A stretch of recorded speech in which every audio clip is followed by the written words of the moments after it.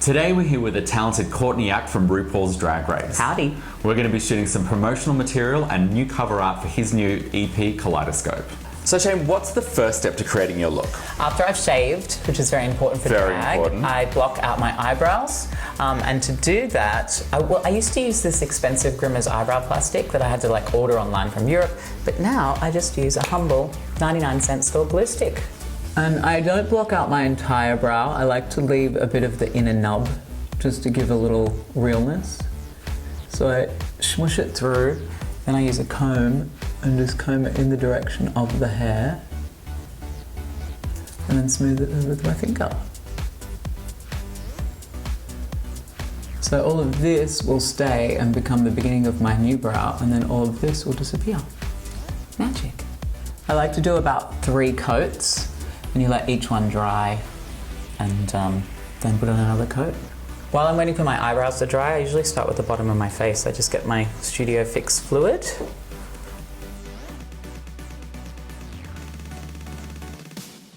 A lot of makeup artists use a foundation brush for foundation, like, you know, one of these sorts of things, which I don't mind, but I actually just prefer, because it's a liquid, just kind of like buffing it on with, I don't know what do you call this? It's a foundation buffer brush. A foundation buffer brush. I really like using the synthetic foundation brush, actually. The texture's much smoother than using a natural hair brush. Now I'm moving into contouring.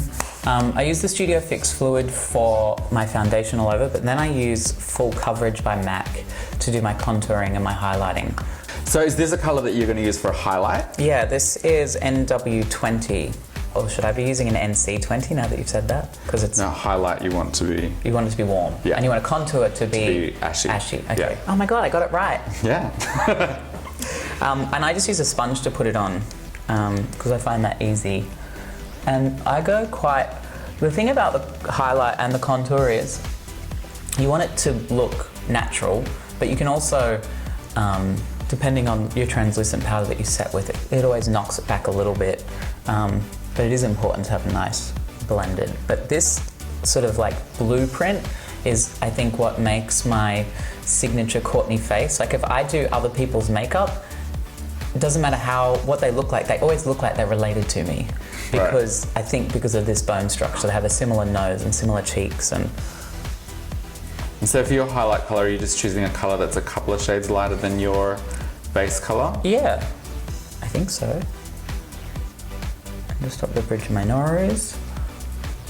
And then I just use the other side of the sponge to blend it in. I bring it all the way up into the nose here because you would think that you wouldn't want to make this further forward because the highlight pulls whatever you're painting on forward, but I find that this, if you bring it into here, it makes it all look like it's part of your cheek, so it makes your nose look smaller.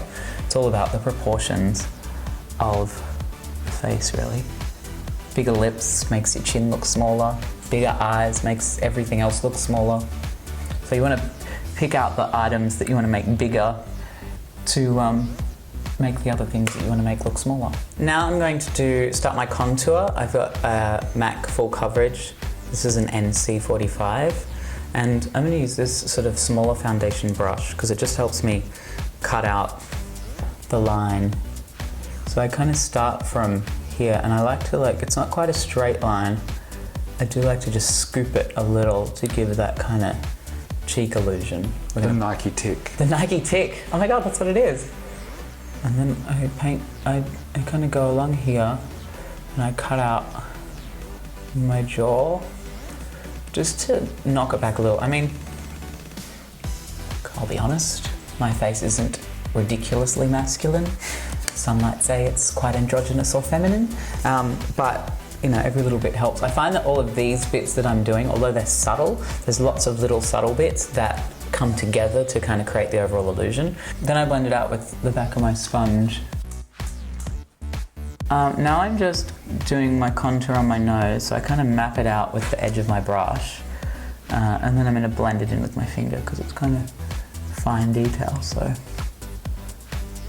I'm not giving you the finger, I'm just using that one to blend with. Depends on your nose, depends on the shape that you want to sort of achieve. I like mine to look skinnier and shorter. I think that's probably universal, but Sometimes people take the highlight rather, down further, but then I find that makes your nose look longer, so I like to keep mine fairly high. I go over my eyebrows with my contour colour, because that's all going to be contour anyway. So I just get the sponge and go right over, and as you can see, those bits just kind of disappear. Then I'm going to set them with powder. So you're using a translucent powder or a coloured powder? They say this is a translucent powder. It does seem to have a little colour to it though, but it's not like a studio fix or anything. It's just a loose translucent. Now I'm just doing the liquid foundation on my forehead as well, now that my eyebrows have dried. Just popping a little highlight in the middle of my forehead. And then this is what in the industry is referred to as the beige rainbow. You take our dark contour and you bring it out from here, and then we create a rainbow. Oh, in beige. I like to take this contour line from underneath my eye and out. Good brushes and good products make the world of difference. It's actually, they say a poor tradesman blames their tools, but it's actually not true, because if you have a good set of brushes and good product, it will actually improve your makeup skills like 25%. Yeah, it's true. Now I'm going to paint on my eyebrows. I'm using an angle brush and a Studio Finish concealer, an NC50. They don't have to be perfect, but this is kind of like the beginning of the mapping out of the eyebrows. I'm going to go back later and finish them with powder. This is one of my secrets, but it's probably one of those secrets that you don't want people to know, because it's about buffing foundation out of wrinkles. You don't have any wrinkles. I don't have any wrinkles, but because it's a cream foundation, it's a bit heavier, sometimes it can set, like if you move your face, it will fall into the creases. So I pull my skin back and just kind of buff out any of those lines, and then set it with powder. Drag queens tend to use a lot of powder. I don't know why. I was actually going to say that is more powder than I would use in a month. And you want to be careful that you set your eyes and you don't just use your puff as like a potato sponge and then stamp eyebrows across your forehead, because I've done that before.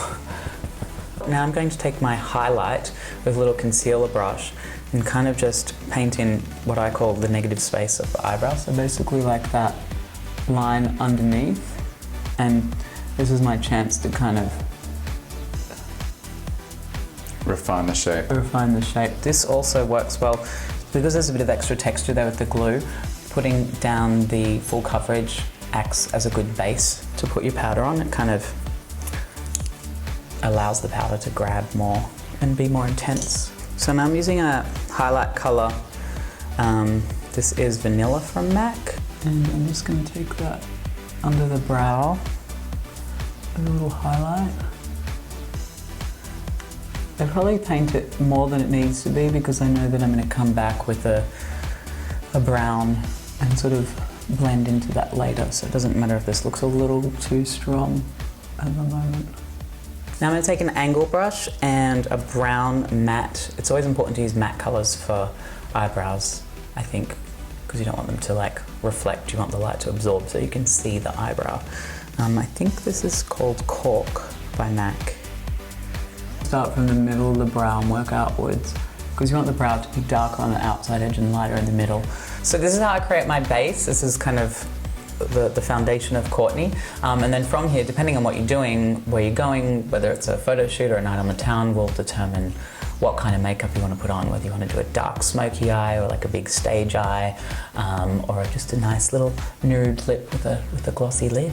This is kind of like ground zero. From here you can go anywhere. Yeah, definitely.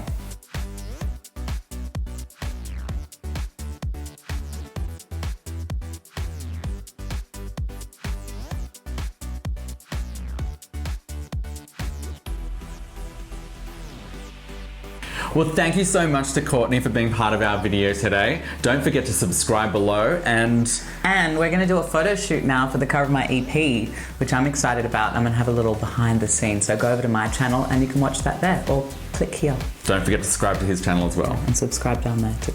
Or there.